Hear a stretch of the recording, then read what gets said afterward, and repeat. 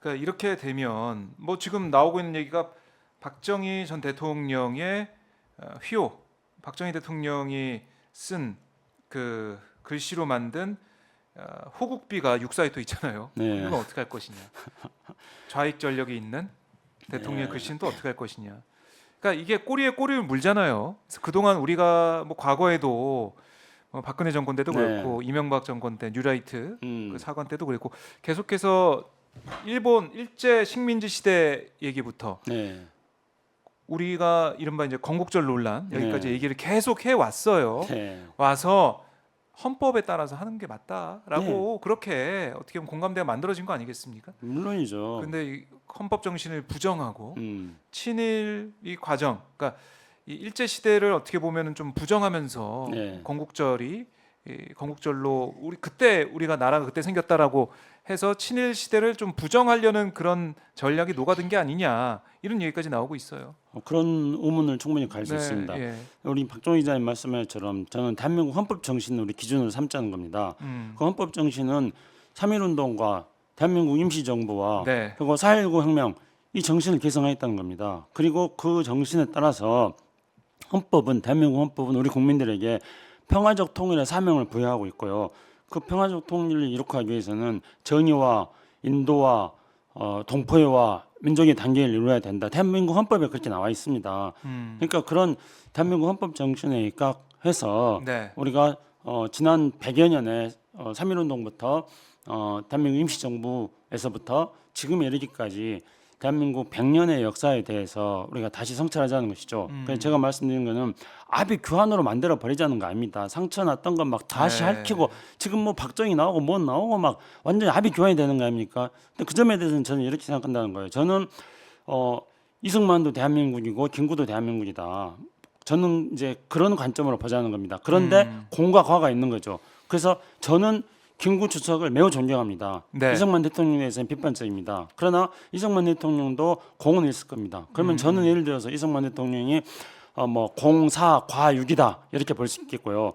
또 어떤 사람은 아니다 뭐 공이 과팔이다 볼 수 있겠고 어떤 사람은 반대로 이승만 대통령은 공팔 뭐 과이다 이렇게 볼 수 있을 것입니다. 네. 그러나 이제 우리가 지금 상임 임시정부부터 지금까지 100년이 넘는 대한민국 역사 속에서 어떤 우리 역사를 부정하지 말고 그것을 모두가 다 대한민국이라는 틀 속에서 녹여내면서 그러면서 공과 과를 평가하자는 겁니다. 그래서 다시 말씀드리지만은 김구도 대한민국이고 이승만도 대한민국입니다. 네. 박정희도 대한민국이고 김대중도 대한민국입니다. 근데 네. 역시 마찬가지로 공과 과로 본다면은 저는 박정희가 산업화를 이룬 공은 있지만은 민주화를 탄압한 과는 매우 크다고 생각합니다. 아. 그렇기 때문에 이렇게 우리 대한민국의 틀 속에 녹여내면서 공과 과로 평가를 하면서 그러면서 이 대한민국의 뿌리를 튼튼히 하고 이렇게 해야지 우리가 미래로 또 나가는데 갈등과 분열을 극복하면서 네. 대한민국을 한 단계 높은 국가로 성장시켜 낼 수 있는 겁니다. 그래야만이 또한 우리가 북한하고의 분단 상태 속에서 우리가 헌법에 명시하고 있는 평화적 통일을 추진해 나가기 위한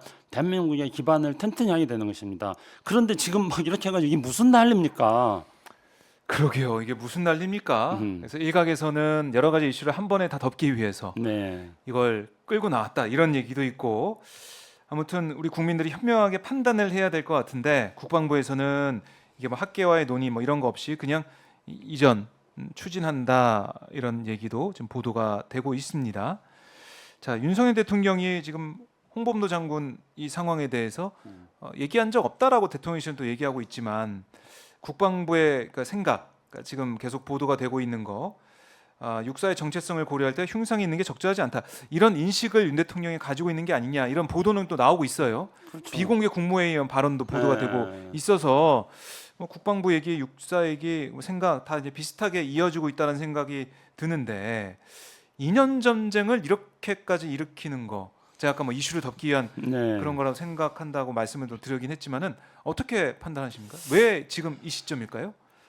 그러니까 윤석열 대통령이 그런 이야기를 했다는 그런 보도들 있지 않습니까? 그러니까 뭐 육사의 교정에 두지 말고 뭐 네, 독립기념관 독립기념관 옮겨라면 그런 항해 보도도 있는데 규정한 건 예. 인정하고 근데 이제 저는 그 어떤 진위가 자체는 제가 뭐 잘 모르겠습니다. 그런데 이제 결국은 육군사관학교도 신흥무관학교부터 시작해가지고 독립운동의 맥락 속에서 육군사관학교도 그 뿌리를 두고 있는 것입니다. 네. 그래서 그걸 부정하는 건 앞에 제가 말씀드렸던 것과 마찬가지로 오히려 그 독립 정신에 기초해야만이 대한민국의 군 간부들을 양성하는 육군 사관학교 사관 생도들에게 대한민국에 대한 자긍심을 심어줄 수 있는 일이 될 수 있다고 생각합니다. 네. 그런데 이런 시점에서 이 시점에서 이제 막 이념 전쟁을 하고 그리고 그 아무래도 이제 많은 사람들이 생각할 때 뭐 이게 총선용 아니냐 뭐 그런지 이야기들도 많이 총선용, 하고 있습니다. 예. 지지층 결집용. 예, 뭐 그런 이야기들이 이제 가장 우리가 일반적으로 할 수 있는 이야기라고 생각합니다. 네. 근데 또 다른 한편으로 본다면은 그 뉴라이트 세력들이 아까 이제 우리 박종훈 기자도 말씀하셨습니다만은 완전히 역사를 뒤흔들어 버렸지 않습니까? 이명박 네. 정부 때 거꾸로 가는 역사, 친일 역사를 주류 역사로 만들어 버리려고 시도했다가 결국은 좌절했지 않습니까? 네. 근데 그들이 그 동안에 이제 좌절해서 숨어 있다가 이제 다시 재무장해가지고 지금 등장하고 있다는 생각이 듭니다. 그렇기 때문에 그 동안에 이명박 정부 때보다도 더 맹렬하게 지금 이 이념 공세를 펼치고 있다 네. 이런 생각이 듭니다. 그런데 제가 이 대목에서 사자성 하나 또 말해볼까요? 네, 네. 이번에는 진짜 진짜 사자성어입니다. 사자성어 좋습니다. 과유불급. 과유불급. 네, 뭐 모자란 게 지나침보다 낫다. 지나친 거는 그러니까 경계하는 이야기인 거죠. 네. 근데 이게 지금 지나친 것들을 그냥 뭐 경계하는 이런 수준을 뛰어넘어서요. 제가 생각할 때는 이게 지나친 거는 폭망입니다. 과유 폭망이 될 거라고 과유폭망이 된다. 생각하고 있습니다. 그래요? 왜 그러냐면은 이게 이미 이제 일로라이트가 과거에 한번 실패를 했는데 네. 헌법 정신을 부정하려고 하니까 당연히 실패를 했죠. 음. 그런데 이번에는 더 극렬하게 또 지금 나오고 있다는 겁니다. 그 바탕에는 그러니까 윤석열 대통령 이념 전쟁을 이야기하는 그 바탕에는 그런 뉴라이트의 사고가 주입돼서 그러지 않나 그런 이제 분석들도 네. 뭐 언론을 보면 이제 많이 제기되고 있습니다. 그러게요. 그러면은 이제 이러면은 더 크게 망한다는 거죠. 더 폭망합니다. 헌법 정신을 전면적으로 부정하는 거기 때문에 국민들이 다 판단하고 있을 거다. 당연하죠. 그래요. 이미 지금 현재 이 독립운동가 5분에 대해서 폄하하는 이들을 홀대하는 이런 흐름들이 나타난 거에 대해서 국민의 절대 다수는 네. 이거에 대해서 용납하지 않을 뿐만 아니라 그래요. 보수 세력이 네. 이걸 비판하지 않습니까?